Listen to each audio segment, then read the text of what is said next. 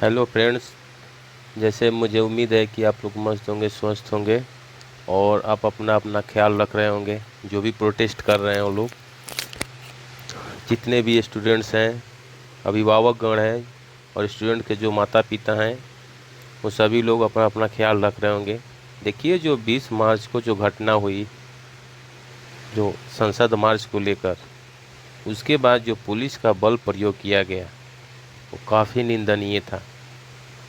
बल प्रयोग तो छोड़िए, आंसू गैस के गोले छोड़े गए, वाटर कैनन का इस्तेमाल किया गया, इसके बाद वो कील वाली लाठियाँ इस्तेमाल की गई। अभी एक स्टूडेंट राम मनोहर लोहिया हॉस्पिटल में भर्ती है, उस पर पैलेट गन का इस्तेमाल किया गया। पैलेट गन क्या होता है आपको पता है ना? जो छारे वाली गोलियाँ बोली जाती है, इसमें स्टील की जो छारे वाली गोलियाँ होती है, इसमें लीड इस्तेमाल किया जाता है।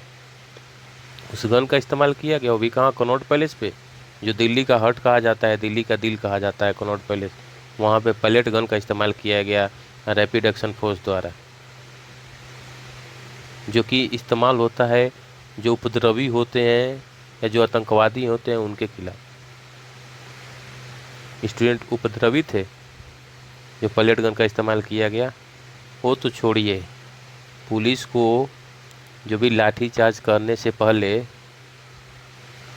उनको नियम फॉलो करना पड़ता है। और जो पुलिस है वो भारत पुलिस अधिनियम 1861 और एक राज्यों का जो अपना अपना अपने अपने राज्यों का पुलिस मैनुअल होता है, उस मैनुअल के अनुसार ही पुलिस कार्य करती है। उस मैनुअल के अनुसार ही पुलिस काम करती है। लेकिन उसमें भी क्या था? उस मैनुअल में पुलिस मैनुअल के अनुसार काम तो की नहीं। पुलिस मैनुअल के अनुसार ये कहा जाता है कि ड्यूटी पे जितने भी लोग रहेंगे, ड्यूटी पे जितने भी लोग रहेंगे वो लोग क्या करेंगे? अपना जो बैच है वो नाम बैच लगाएंगे और पूरे यूनिफॉर्म में रहेंगे। जो पुलिस का यूनिफॉर्म होता है उसमें रहेंगे, प्लस में उसका जो नेम बैच होता है, जो नेम प्लेट होता है, जो बाएं साइड छाती पे लगाया जाता है, वो नेम प्लेट होना चाहिए। लेकिन आप देखे होंगे उस आंदोलन में, आप देखे होंगे कि जो लोग वहाँ उपस्थित थे, 5 या 6 लोग, 7 लोग जो भी थे, उसमें सभी लोग, जो 6-7 लोग थे, उस सभी लोग एक तो बिना यूनिफॉर्म के थे।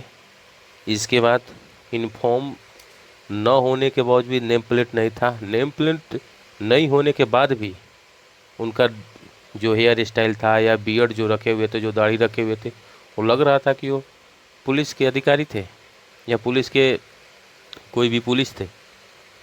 ऐसा लग ही नहीं रहता। लेकिन दिल्ली जो डीसीपी है उनका कहना है कि नहीं, वो जो स्लीपर सेल है वो है दिल्ली पुलिस का, जो स्लीपर सेल होता है यानी जो खुफिया सेल होता है, उनके अधिकारी हैं। तो खुफिया सेल को तो पहले लाठीचार्ज करने का अधिकारी नहीं है। सीआरपीसी जो 41B अब भारतीय न्याय संहिता जो हो गई है 36 के तहत, किसी भी पुलिस अधिकारी को अपने नेम टैग बताना अनिवार्य होता है। नेम टैग बताना अनिवार्य होता है कब? जब वो ड्यूटी पर हो।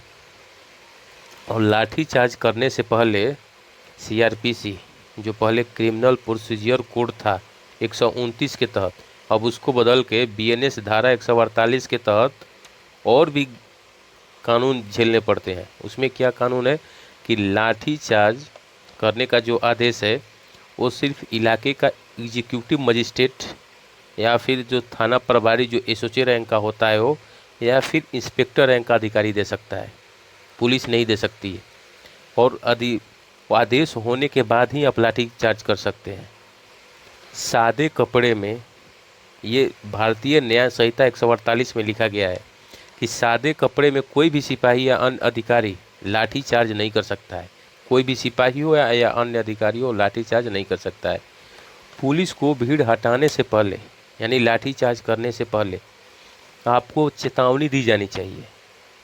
और न्यूनतम अगर हो, आवश्यक अगर हो, तो न्यूनतम बल प्रयोग किया जाना चाहिए। न्यूनतम बल प्रयोग किया जाना चाहिए। लेकिन वहाँ पुलिस किसी के माथे पे मार रही है, कभी टीयर गैस मार रही है, कभी पैलेट गन का इस्तेमाल कर रही है। वो न्यूनतम बल प्रयोग होता है क्या? किसी का सर फटा है, किसी के गाल पे देखे हैं, किसी के गाल पे लाठियाँ पड़ी, उसका गाल फटा हुआ है, किसी के नाक फटे हुए हैं, वो न्यूनतम बल प्रयोग था। वो भी बोला जाता है कि न्यूनतम बल प्रयोग किया जाए कहाँ, जो कमर से नीचे वाला पार्ट हो, माथे पर बल प्रयोग नहीं किया जाता है। लेकिन कल हद ही पार हो गई। इसके बाद जो अगर वहाँ पे अगर पुनः स्टूडेंट रिटेलिएट कर देते तब, तो ये भी सीआरपीसी का धारा है। ये भी यही सरकार ने कानून बनाया है। जो पहले सीआरपीसी 96 से 106 था, अब बीएनएसएस जो भारतीय न्याय संहिता है 34 से 44 है। अगर जो भी सिविल ड्रेस में है, अगर वो लाठीचार्ज करता है, अगर वो जनता रिटेलिएट कर देती है, पुनः मान लीजिए जनता अगर वापस पुलिस पे ही हमला कर दिया, जनता जान ही नहीं रही है कि वो पुलिस है कि नहीं है। इसीलिए उसने अपना जान बचाने के लिए ये साफ कहता है, ये रूल कहता है इसमें कि अगर सादे कपड़े में कोई भी, हर नागरिक को, अगर सादे कपड़े में कोई भी अगर पुलिस वाला हमला करता है, तो हर नागरिक को अपनी जान बचाने का अधिकार है। हर नागरिक को अपना जान बचाने का अधिकार है। वो पलटवार आसानी से कर सकता है, नागरिक पलटवार कर सकता है। और इसमें सुप्रीम कोर्ट की गाइडलाइन भी है।